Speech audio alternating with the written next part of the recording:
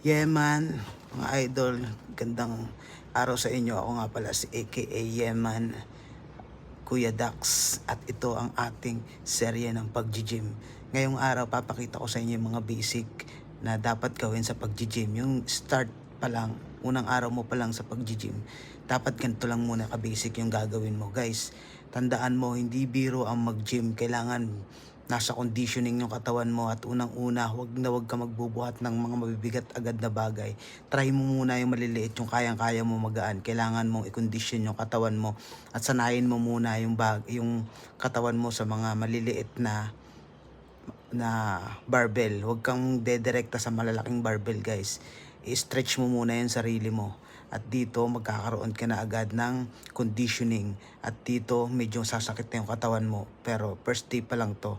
Guys, meron pa akong iba't ibang mga tutorial ng videos na i-upload dito. Kaya, simulan natin yung body build natin ng katawan.